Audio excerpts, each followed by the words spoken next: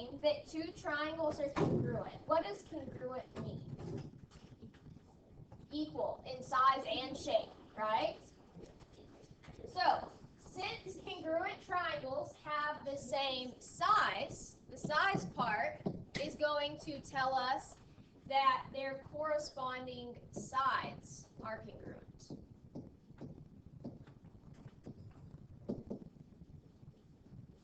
And remember, corresponding just means the ones that are in the same places, right?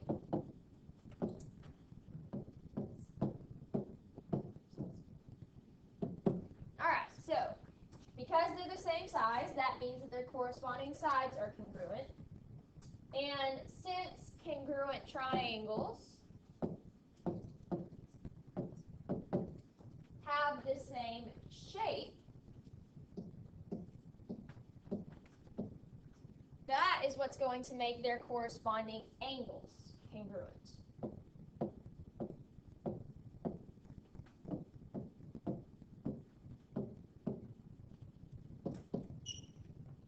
So their size is what makes their sides congruent. Their shape being the same is what's going to make the angles themselves congruent.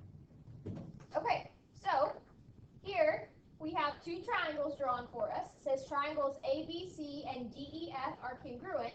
So we can say that their corresponding angles are congruent and that their corresponding sides are congruent, right? Okay, so let's start with the angles. Angle A. Which angle should be congruent to angle A in the other triangle? Angle D, good. All right, and which angle is going to be congruent to angle B? Angle E.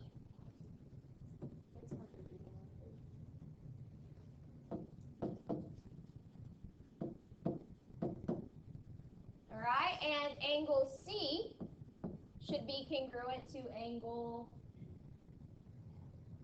F. Yes, you're good. Okay, so there's all of our congruent angles. Now let's talk about those corresponding sides. Okay, so side AB, this side here, should be corresponding with which side in the other figure? Yeah.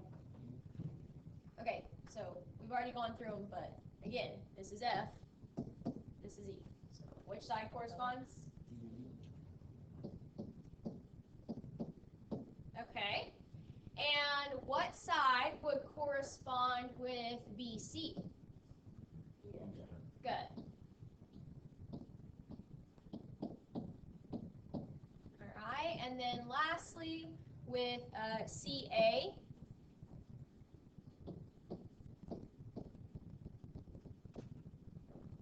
Good.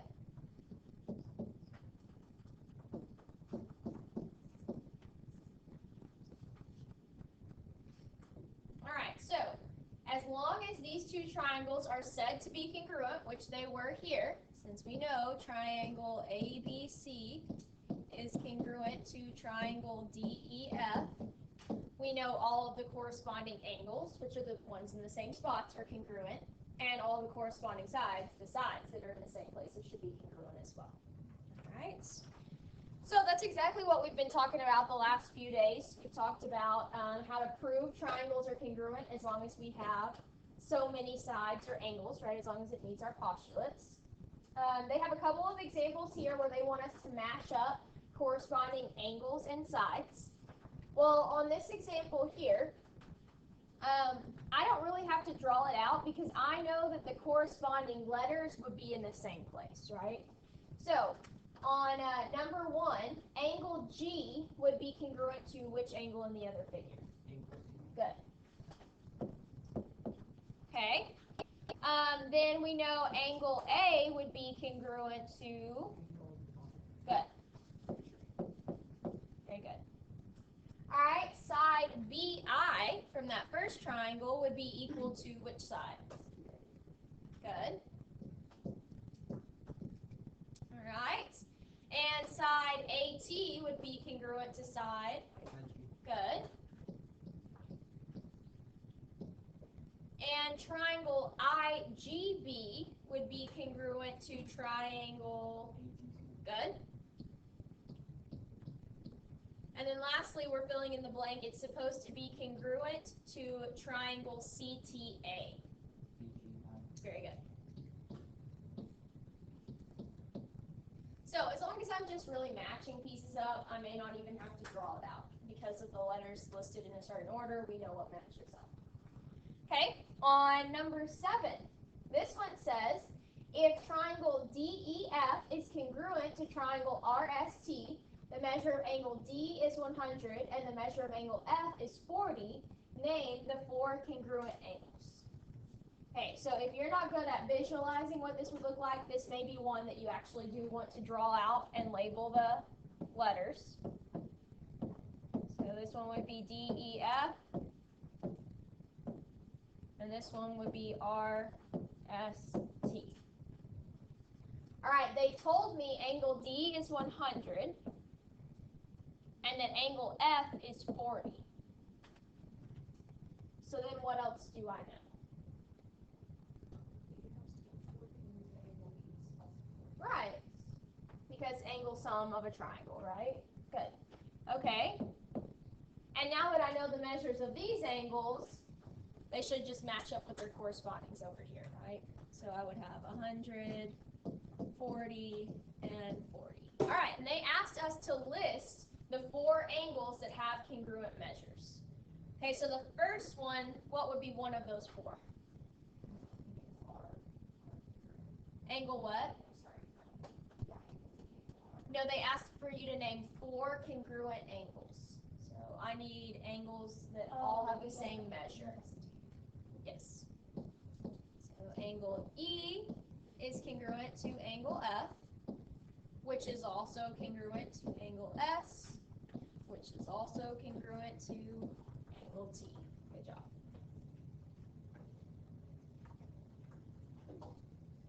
Okay. So, going back to what we previously were talking about in the last couple of lessons, it says in the previous section, we observed that when 2 triangles are congruent, meaning that all 6 parts are congruent, all 3 sets of sides, all 3 sets of angles, in order to prove that the 2 triangles are congruent, we didn't have to prove all 6 pieces were the same, right? We just had to prove that we had 3 pairs of congruent corresponding parts, like our side, side, side, or side, angle, side, right? As long as you had 3 things that matched our postulate, then we could say that they were congruent by one of those postulates that we talked about last week. Okay, so last week we were just talking about what they had to have to be congruent. In this section, we're going to prove congruence. So this is going to be all about using those postulates and theorems. And remember, postulates and theorems are just rules that you can use to prove something.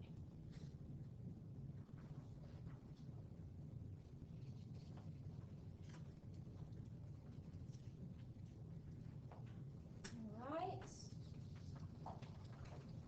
So once you have that, if you will flip over onto the next page, they have a little section there at the top where they're reminding us of all of those different postulates that we learned about last week. So first was SSS, which stood for side, side, side, right? Which meant we had 3 pairs of congruent sides, like what they have marked here. Then we had SAS, which stands for, right? And it can't just be any angle, it has to be which one? Right, the included angle. Very good. All right, then we had angle side angle postulate, right? And again, can't just be any side, it has to be which one? Left. The one in between, right? So it has to be this set, right? Okay, and then that last one we talked about last week was AAS, right? So what was different about this one and ASA? Right, the side's not going to be in the middle. Very good. All right, and if you guys remember on those notes that we had when we were introducing all these postulates, we said there were 5. We just only talked about 4. So our 5th and final postulate to prove triangle congruence is HL. Okay, HL stands for hypotenuse play.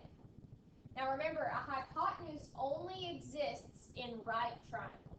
So this will only work if you have a right triangle, meaning triangles with 90-degree angles in them. Okay.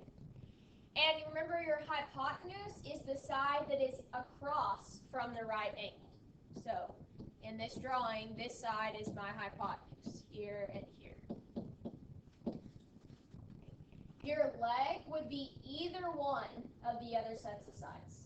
Okay, so here they marked the vertical side to be congruent. So that would be what they're referring to as the leg. Okay. So here you might notice it's only 2 letters, right? While all the other are 3, we said you have to have 3 things to be congruent.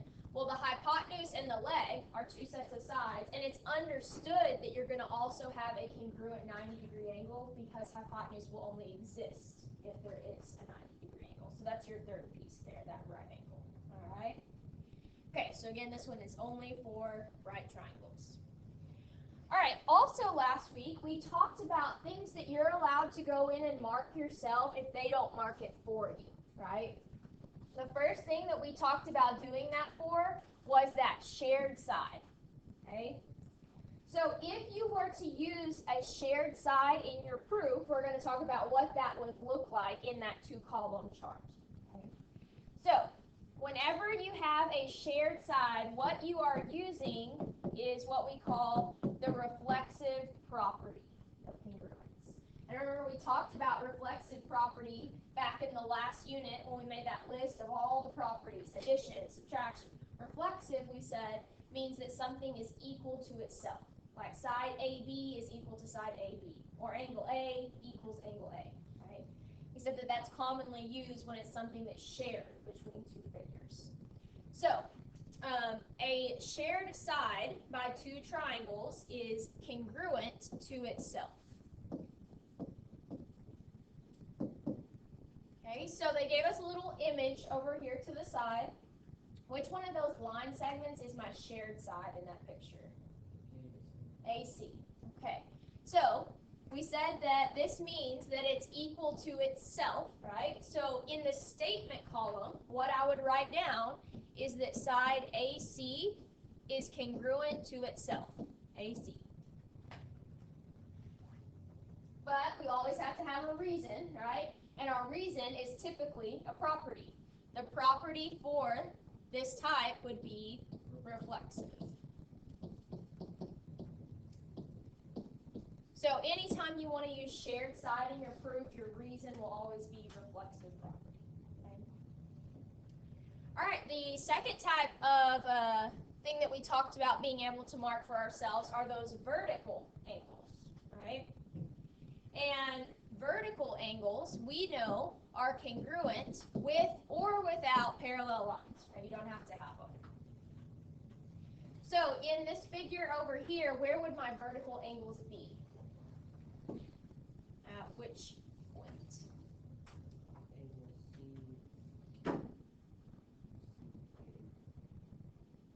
A is over here, so that we wouldn't be talking about angle A. It's hard to read, but it's up to the middle one. Yes, this one right here in the middle. Yeah. Here and here, right? These say C, B, A, and J, L. All right. So the vertical angles are the ones there in the center that are directly across from each other. So what would I name this lower one that I marked here, that B? What could I name that angle? Angle CUJ. No, this angle right here. What would I name that angle? J what? JBL,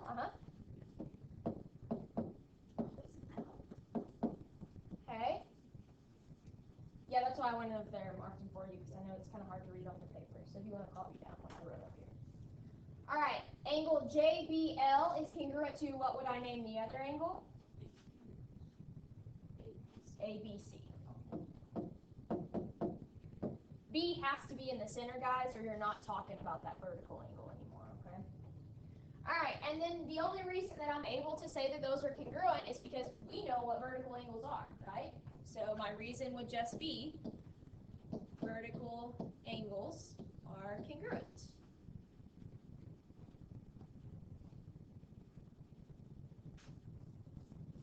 Okay. Now this next one, we did not necessarily talk about marking because it has to be some information that's given to you, but we do know what these are because we had to draw them ourselves during constructions last unit. So this would be an angle bisector. What did we say an angle bisector was?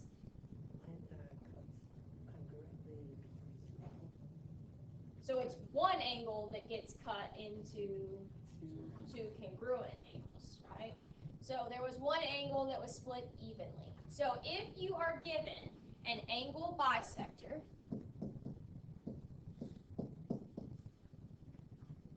then you know that the angle is divided into two congruent angles. The deal here is you won't know if it's an angle bisector unless they specifically say it's an angle bisector. You can't just assume that that's what it is, okay? So we know whenever we have proofs, sometimes they write information as a given, right? This would be an example of something they might write in your given.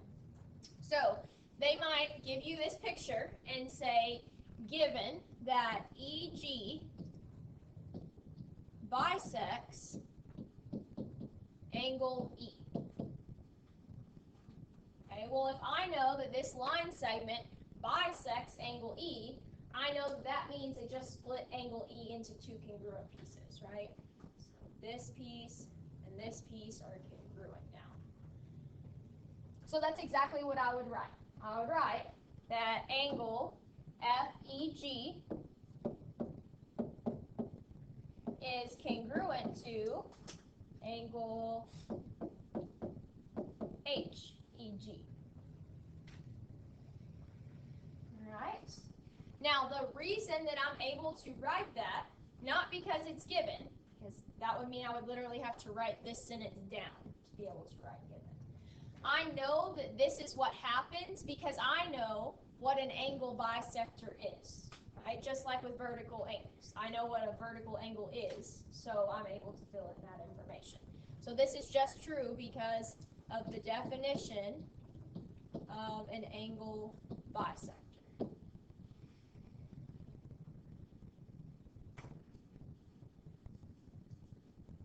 Alright, similarly, we also talked about segment bisectors on that same constructions assignment. Angle bisectors cut an angle in half. Segment bisectors cut a segment in half. Right. So, whenever it says that you have a segment bisector, this means you are given that there is a segment bisector, just like on that previous one. It has to be something that's told to you. You can't just assume it. And this will divide that segment into two congruent segments. Again, it has to be something that's given to you. So maybe in this picture, this is the exact same one from above. So same letters, J, L, B, C, and A. We need more. Okay.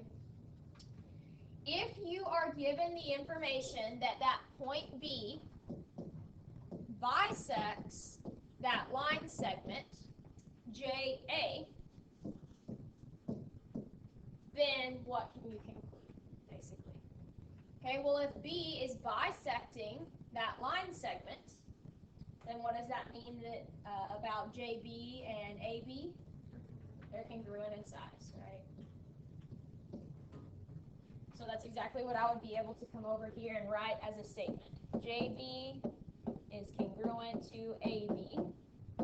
And just like before, I only know that because I know what the definition of a segment bisector is, right? So by definition of segment bisector. So anytime you have some segment bisector and you want to put it into your proof as a statement, this is exactly how we put it in there. All right, and then the last one that we previously talked about being able to go in and mark is those alternate interior angles. We said we're allowed to mark alternate interior angles if we have what kind of lines? Parallel lines that are crossed by a transversal. Very good.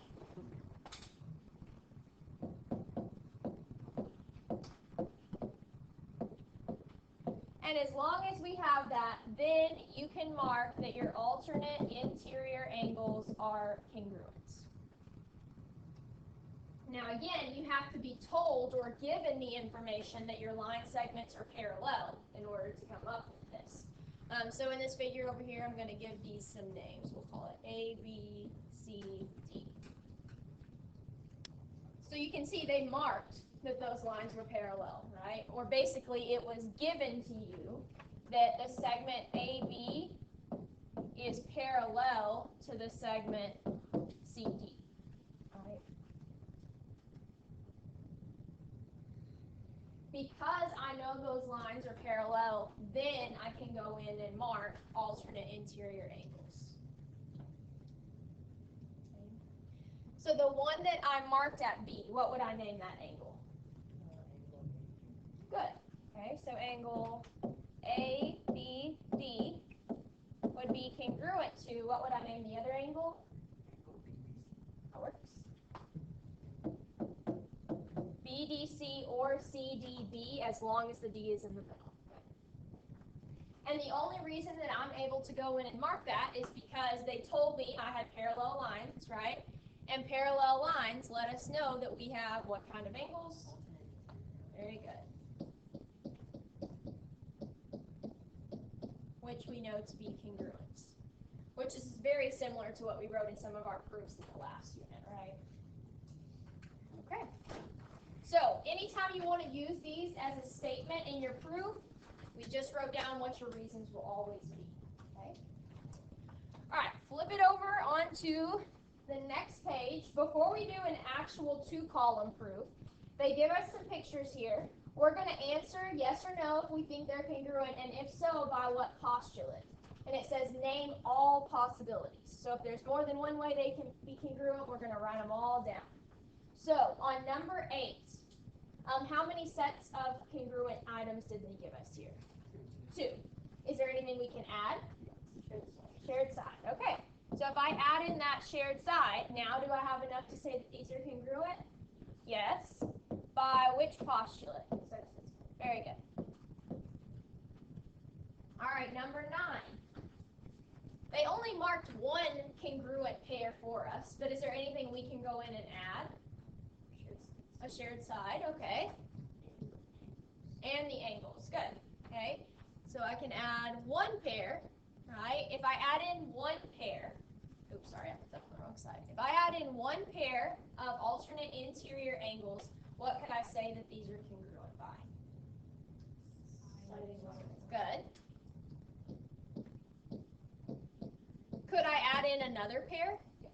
Yes. And if I add in that second pair, what else could I say that these are congruent by? Angle, angle, side. Good.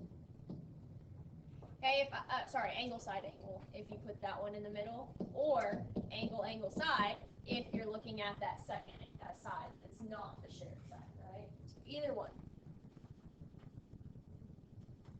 Okay, on number 10, they didn't mark anything to be congruent, but what all can we go add in? Right. Okay. So is this enough to say these are congruent? Yes. By which postulate? Angle, side, angle. Very good. All right. Let's see here. Number 11. Okay. So, do they already have enough information marked for us to say that these are congruent? Yes, okay. So yes, we can say that these are congruent. What all can we say that they're congruent by? Angle, side, angle, right? We have those 2 pairs of angles with the side in the middle. Very good. Okay. Is there anything that's not marked that we could go add in? A shared side. Okay. All right.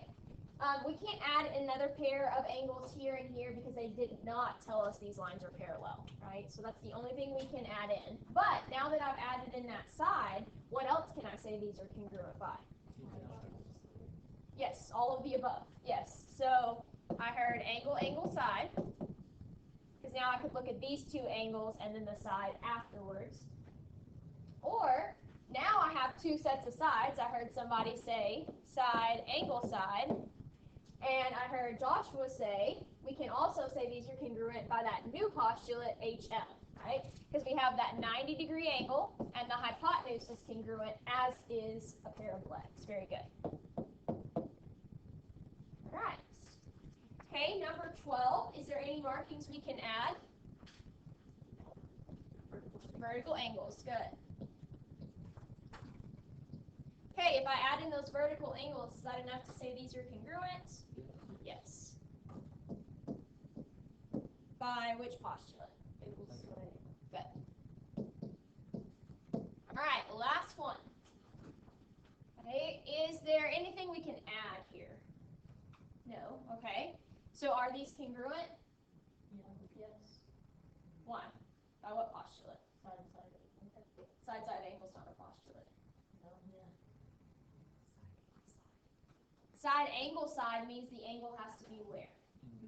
In between. And is that angle in between? No. No. So do we have a postulate that can prove these ones? No. Only because this angle is not included, and we would need it to be included to prove one of our types. So no, we cannot say that this one is congruent. Alright, so now on to the actual proofs. So we always know how we're going to start them out, right? They always will end. So here's how they always start. Here is how they will always end. So this is going to be my first statement, and this is going to be my last statement. I know my reason for the first one is always given, right? My reason for this will always be one of the postulates. ASA, SS, whatever it is that we end up proving, okay? So I'm going to come over here and start filling in that proof. What am I going to write in that first blank? Very good. So PR bisects angle P and angle R. And what's my reason for that? Given. Okay, so let's think about that for a second. What does it mean to bisect an angle?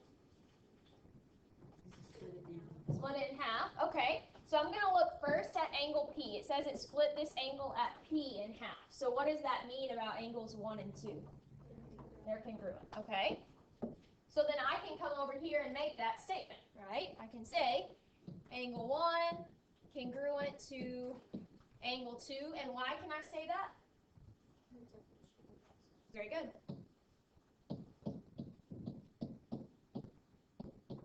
Okay. In that same given, they also said that it bisects angle R. So what other statement can I make? 3 and 4 are congruent. Now, does that mean that 3 and 4 are congruent to 1 and 2? No. Because we just know that this angle itself was split in half. We have no idea if those angles are the same to begin with, right? Okay. So angle 3 congruent to angle 4. Same exact reason, all right? Definition of that angle bisector. Okay, now in order to have congruent triangles, we have to prove we've got 3 sets, right? Right now, we've got 2 sets of angles, so we need one more thing. Is there anything we're allowed to go in and mark? Shared side, very good. So that just means that that side is equal to itself. What's the name of that line segment? PR. So we say PR is congruent to itself, PR. And what property was that again? Reflexive, good.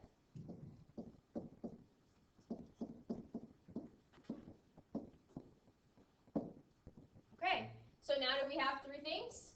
Okay, so now I take this and I write it as my final statement. Triangle PQR is congruent to triangle PSR because we proved that we had 3 congruent pieces, right? Which postulate is it here? Very good. So by angle, side, angle, postulate. If you want to abbreviate postulate, you can just use POST. All right. So basically, all you have to do, because you already know what the first and last are going to be, somewhere in the middle, you have to prove you got 3 congruent things. Okay? All right, so let's see here. Number 16. What am I going to put in that first box?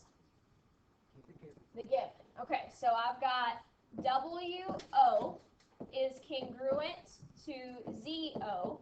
And then I also have that XO is congruent to YO. And my reason is just that is correct. Okay, so I'm going to go ahead and mark that over here on this picture. So WO is this line segment here, is congruent to ZO, this one here. And XO is congruent to YO. Okay, so after my given, we already have two sets of congruent pieces, right? So I just need one more. Is there anything we can go add? Vertical angles. Okay. So I come over here and I'm going to make the statement that those are congruent. Angle WOX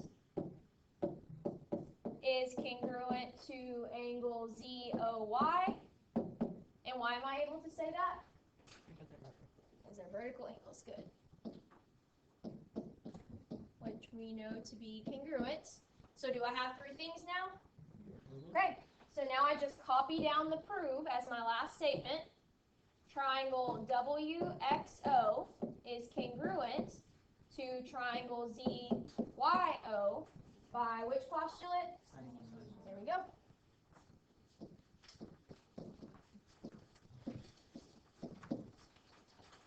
All right, we got one more. Flip it over onto the back. We'll do this last proof together. Okay, number 17. What am I going to write as my first statement? Given. So I've got YZ is parallel to AB. And I also have that those same two pieces are congruent. YZ congruent to AB. And my reason, given. Okay, they already marked that on the drawing for us. Okay. So I've got one pair of congruent sides. Okay, what all are we able to see that we could go in and mark here? A shared side. Okay, we'll start with that. So I've got this shared side here in the middle. So I'm going to make the statement that that means that piece is congruent to itself. So YA congruent to YA. What property is that? Reflexive, good.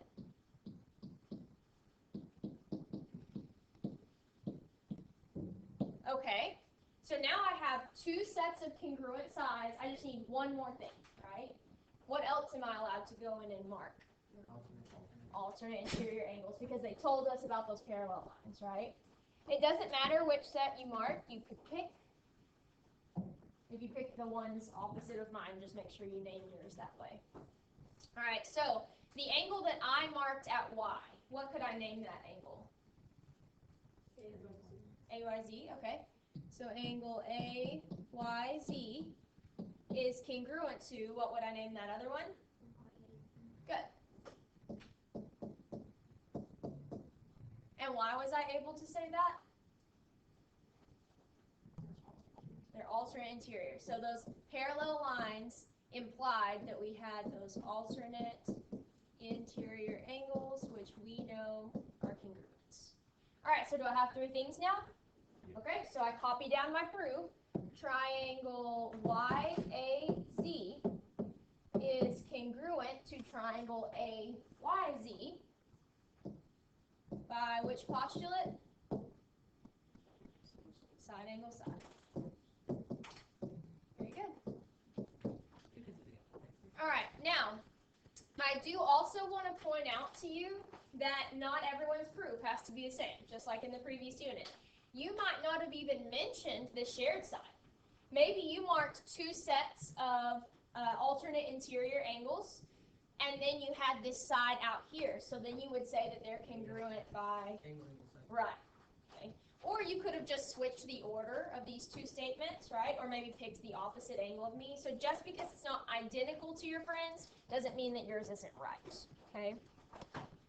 He just pointed out that they accidentally named these incorrectly, guys. This should be YBZ.